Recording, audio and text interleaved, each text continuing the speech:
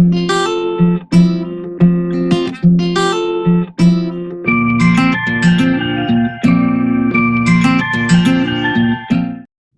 Friends, elevator চ্যানেলে আমি তোমাদেরকে ওয়েলকাম জানাচ্ছি।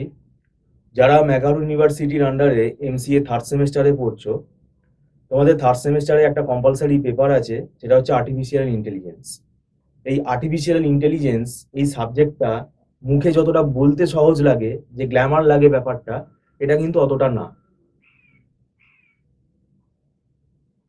আর্টিফিশিয়াল ইন্টেলিজেন্স সেমিস্টারে যেটা আমাদের পড়ানো হয় সেটা কি, সেটা কেন পড়াচ্ছে, তার কারণটা হলো এটা কিন্তু একটা সায়েন্স।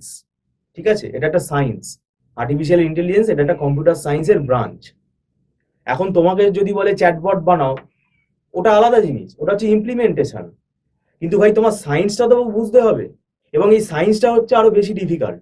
কারণ আমাদের সেমিস্টারে যে আর্টিফিশিয়াল ইন্টেলিজেন্স সাবজেক্টটা রয়েছে, এর মধ্যে দেখবে সব অ্যালগোরিদম, এ স্টার অ্যালগোরিদম, এও star algorithm, inform search algorithm, ঠিক আছে, আনইনফর্ম সার্চ অ্যালগোরিদম আছে, তারপরে আইডিডিএফএস অ্যালগোরিদম আছে, বাই ডিরেকশনাল সার্চ অ্যালগোরিদম আছে, আলফা বিটা প্রুনিং অ্যালগোরিদম আছে, ঠিক আছে, এও স্টার অ্যালগোরিদম তো বললামই। তো এগুলো কিন্তু সব অ্যালগোরিদম বেস সাবজেক্ট, এবং আরো দুটো প্রোগ্রামিং ল্যাঙ্গুয়েজ আছে, লিস্প অ্যান্ড প্রোলগ।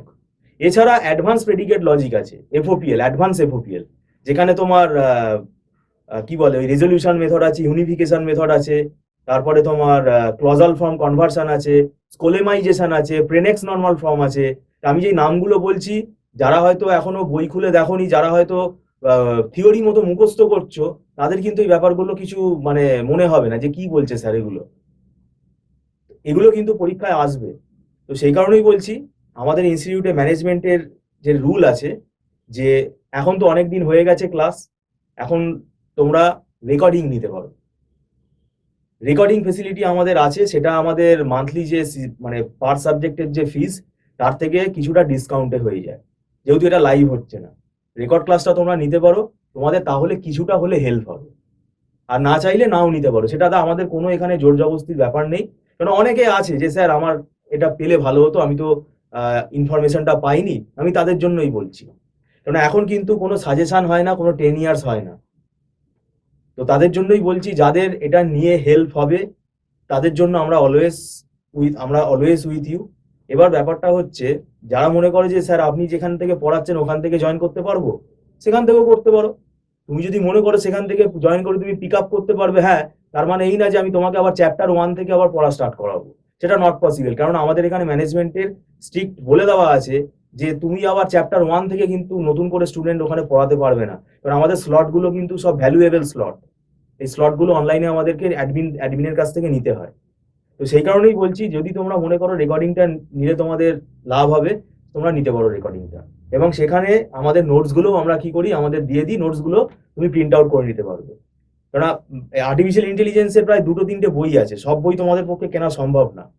আর যারা, আমি আবারও বলছি, পুরো সেমেস্টার থিওরি থিওরি থিওরি মুখস্থ করে করে যাচ্ছ, সেটা কিন্তু পসিবল না, সেটা কিন্তু মুশকিলে পড়তে হবে। এবং ফোর্থ সেমেস্টারে গেলবে, তো ফোর্থ সেমেস্টারে দেখবে যারা ওই থিওরি থিওরি ভরসায় রয়েছে, তারা কি অসুবিধায় পড়বে, তারা ফোর্থ সেমেস্টারে দেখবে তাদের অসুবিধাটা কি হবে। ফোর্থ সেমেস্টারটা শুধু দেখবে তাদের অবস্থাটা কি হয়, কারণ ফোর্থ সেমেস্টারে পুরো প্রফেশনাল কোর্সগুলো দেওয়া রয়েছে। তো যাই হোক, এটা তোমাদের ফেসিলিটির জন্যই আমাদের ম্যানেজমেন্ট ঠিক করেছে। যদি তোমরা যোগাযোগ করতে চাও, আমাদের সঙ্গে যোগাযোগ করতে পারো। এবং এই রেকর্ডিং ক্লাস নিতে গেলে কিছু কন্ডিশনস আছে, কন্ডিশনস অ্যাপ্লাই। ঠিক আছে, ভিডিওটা দেখার জন্য সম্পূর্ণ আবার তোমাদেরকে ধন্যবাদ জানাচ্ছি। থ্যাঙ্কস।